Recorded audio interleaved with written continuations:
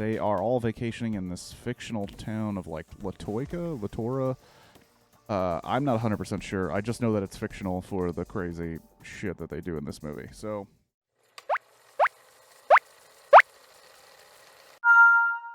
hello everybody and welcome to Blockbuster Review. If you don't know what that is, it is where I review a single film while playing a game of Tetris Marathon and try to review the film before the blocks reach the top or until 150 lines.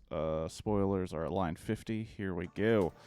So, Infinity Pool, written and directed by Brandon Cronenberg, starring Alexander Skarsgård and Mia Goth. Interesting movie. It's about this guy, James, who is on vacation with his wife, Em. He is trying to whip up some inspiration as a writer. He has writer's block. While he is there, he meets a fan of his writing. He's written, I guess, one book. At least that's of note. And this character, M, recognizes him and says that she's a fan. She is there with her partner, husband. I don't know if they really cover what they are. Alban, and they are all vacationing in this fictional town of, like, Latora. I'm not 100% sure. I just know that it's fictional for the crazy shit that they do in this movie. So, at their first meeting, they kind of talk about how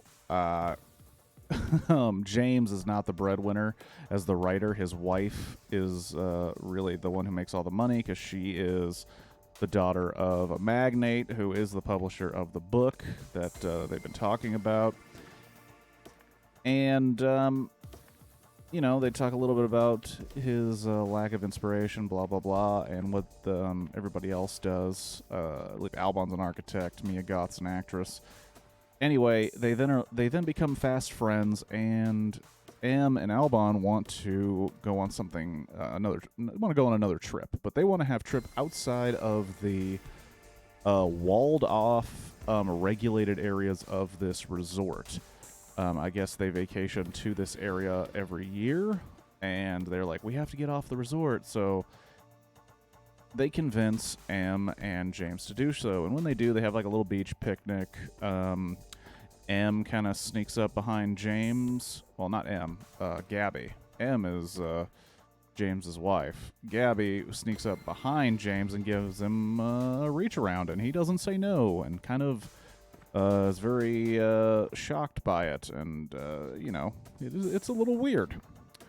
Later in the night, they're driving home. James, who is the least intoxicated, takes the wheel, and while he's driving, just commits a little vehicular manslaughter, kills a dude on the road, and they decide, hey, we don't want to go to a prison in this country. Let's just leave the body and go back to our rooms. James gets picked up either in the middle of the night or the next morning and gets sentenced to death by stabbing of the dead man's oldest son to preserve the family's honor. But good news, this country and the Tourism Bureau and the countries of people visiting have come up with this program where if you have enough money, they will make you a double. And that double has to look like you in every way, and then the double will be murdered in your place. So we watch James's character and his wife in the audience of an execution where the little boy of the murdered man murders James. He's a little shaken up by it, so is his wife. And then Em and Alban introduce James to the idea that they do this all the time. It's part of their lifestyle. That's why they vacation there. They're rich enough, them and a couple of friends, to do horrific crimes, and then they just pay for a double to get murdered for it. So he goes down this rabbit hole of intense drugs and orgies and a lot of, you know, hallucinogenics until he doesn't want to do it anymore, but then his friends turn on him. They then start torturing him. They make him walk in front of their car while they lobby, and by they I mean mostly Mia Goth's character, Gabby, lobs insults at him and makes him question his self-worth and shoots at him because they know they can just make a double of him, and they can make a double of themselves, and then they can take the punishment for their actions. It's really kind of interesting because then the movie presents those philosophical questions where if they're making a exact double that has all of your memories, who are they actually killing? Are they killing the original person? Or are they killing the double? It doesn't matter to you, the person that gets to live, but I'm sure it matters to the double that is sent to die. And these things are very interesting and very fun to think about. And the movie does a lot less of that and a lot more of like these technicolor hallucinogenic orgies that have some gore in it. And you're like, cool. I think I would have dug this movie more just with people sitting around talking, but that's my jam. I thought the acting was pretty dope.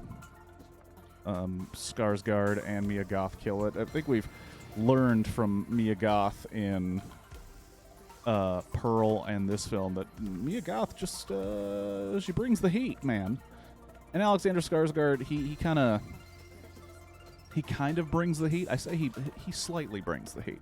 I think Mia Goth is bringing way more heat than him, but he also, at several points, acts as two different versions of himself. At one point, acting as a dog version of himself that he must kill because the group of hedonists make him.